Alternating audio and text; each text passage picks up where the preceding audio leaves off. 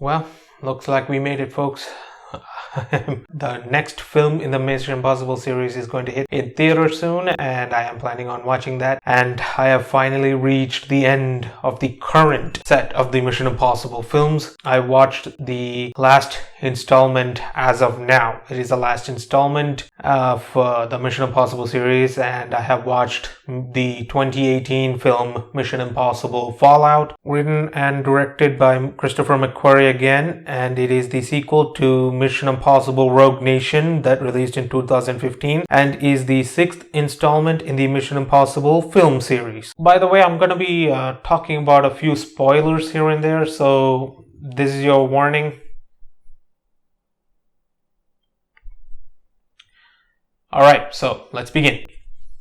I could not have been more excited to talk about this particular film because to me, of the 6, this is the best of the best in Mission Impossible. And that is the most surprising thing because you have to imagine, this is the 6th film in a franchise. Normally when movies get to the 6th installment, the common pattern that I observed is by the time a franchise gets to the 3rd installment or the 4th installment, the quality of the movie starts to go really downhill.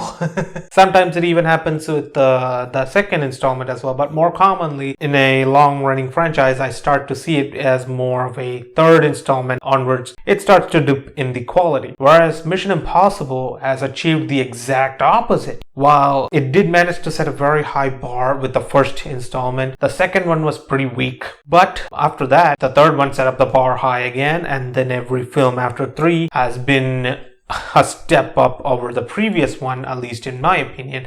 And this has by far been the best of the bunch. It's not a flawless film though. I just have one huge issue, one big issue with the film, and one small issue, both of which I will mention later on in this video. But to me, the highlight of the movie is always Tom Cruise as Ethan Hunt. He has immortalized his character. I have immense respect for Tom Cruise as an actor because he's doing his own stunts. And this movie also has Henry Cavill as August Walker. That's right, Man of Steel is in this movie.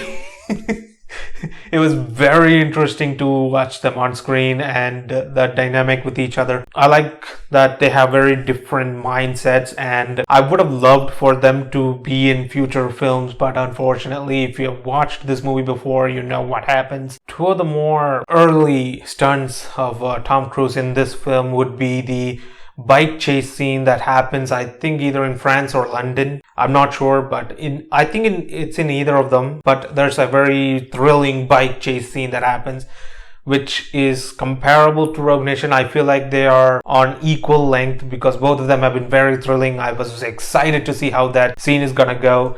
And there is also an earlier scene where they have to break into with Henry Cavill, where they jump out of a plane and Tom Cruise and Henry Cavill has to do a halo jump in that scene, which, as you know, is the high altitude low opening jump from a height of 25,000 feet. And from what I have read, even the cinematographer, the guy who's shooting the scene, had to fly with Tom Cruise, and Tom Cruise has to wear a specialized helmet with lights inside so that they would be able to capture his face. It is such a thrilling scene. That entire jump has been one huge thrill ride.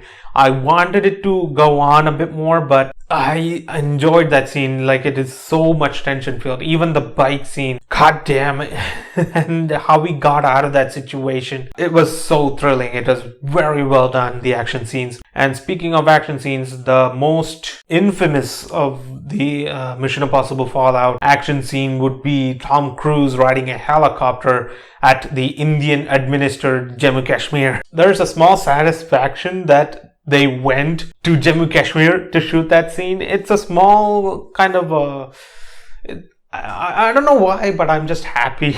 It's just knowing that they shot it in Kashmir. Initially, they wanted to shoot in New Zealand, but I don't know what changed. But the short story is they went with Jammu Kashmir, and all I can say is welcome to India.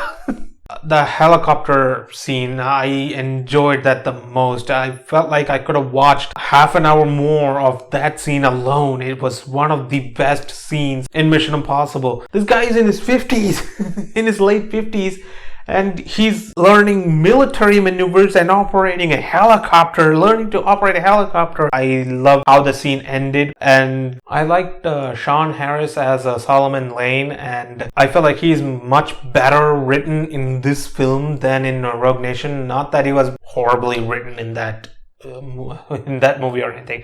That's not what I'm saying. I'm saying comparatively, I think he's better executed and better written in this film, because I feel like he was a much stronger villain here. And his fight with Rebecca Ferguson as Ella Faust, which is another great addition to the franchise, and I liked her fight scene with Sean Harris as Solomon Lane. It's one of the best fight scenes I've seen of Rebecca Ferguson. I like that she has a much bigger role to play in this film. And yeah, I liked her scenes, especially the scene in I think London or Paris. I get that confused, but during the extraction scene, there is a scene with Rebecca Ferguson trying to catch up to Tom Cruise. Reveal you get to know later as to why, but I like that scene as well. And then her requesting Tom Cruise to just hand over Solomon Lane, Sean Harris, to her, and the interaction that happens with Tom Cruise and her complicated relationship with Tom Cruise. I like that it's explored more here. It's expanded upon in this film. And speaking of fight scenes,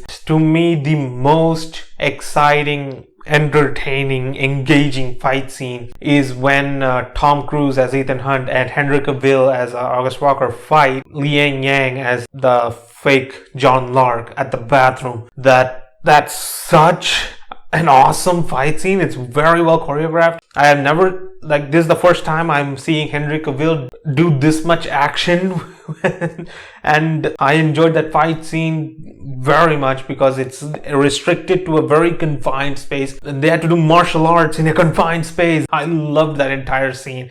One of the best fight scenes in Mission Impossible Fallout. I loved this fight scene the most. If I'm ever rewatching this clip, any clip from Mission Impossible Fallout, it would be this, because I enjoyed that a lot. Vanessa Kirby as Alana Mitsopoulos, or the White Widow. She is an arms dealer and is the daughter of Max, Vanessa Redgrave, who was Job 314's contact in the first Mission Impossible and whom Hunt arrested during the events of the first film. And Angela Bassett as Erica Sloan, who is the new director of the CIA, replacing Alan Hunley. I liked their involvement in the film. I like what they do in the film. I really enjoyed what they do in this movie, and I am very excited to see what they're going to do in the next movie, which is Mission Impossible Dead Reckoning. Simon Pegg as Benji Dunn has come back, and he does a very good job with both the performance and the story contribution. Although his involvement in this story is not as heavy as Rogue Nation, he still does a fine work in the film. His performance is still awesome. Ving Rhames as Luther Stickle has also a much bigger role in this film, and I loved his scenes, his interaction with the team, as with Ethan. And talking about some of the highlight scenes, his interaction with Rebecca Ferguson when he explains to her about Ethan's wife, and his interaction with Michelle Monaghan during the bomb deactivation scene. It's one of the highlights of the film to me. It's one of the best emotional scenes in the film, and it really shows how much he cares about Ethan Hunt. And speaking of the bomb deactivation scene, that scene is one of the most tension-filled scenes in the film. I was on the edge of my seat, I was gripping my hands. I was having goosebumps the whole time because I was so... And I knew what would happen. I've seen this movie before, and even then, the scene still gives me goosebumps.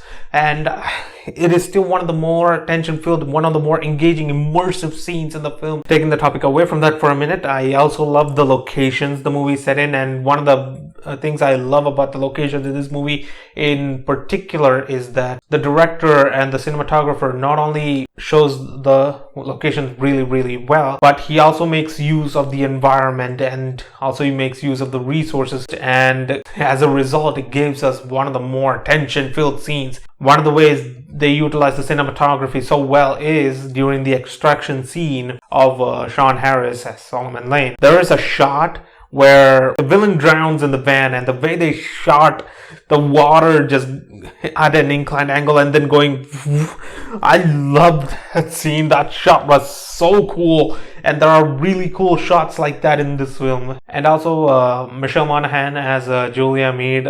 She is the ex-wife of Ethan Hunt now. Yep, they have broken up in this film, and not only was my wish in Rogue Nation fulfilled in this movie, not only does she have a very prominent role, but her role also progresses the story. And I loved her interaction with Hunt when the entire scene is over and she visits him, and she has that scene with Hunt basically telling him like she is happy, don't worry about it, just chill, man. And then I love that scene. It's one of the more emotional scenes, and I love that they included Michelle Monaghan in this film, and I loved her performance. That goes without saying. That pretty much explains why I love this film so much, and it is still one of the best films in the franchise. However, I did mention that I have one big issue and one small issue, and the smaller issue is that there is still no Paula Patton as Agent Jane Carter. Jeremy Renner's character is not there. He was there in Rogue Nation, but he is absent in this film. That is my small issue. It's not something that I had a very big problem with because the story worked fine without them, but I did miss those two. Alec Baldwin as Alan Hunley, I felt like he was underutilized in this film because he wasn't really there to do much. He had a much bigger role in the previous film. In here, he has two scenes, and one of them was to explain the mission to Tom Cruise, and the other one is just for the so I felt like he was underutilized. My only big issue is that the fight scene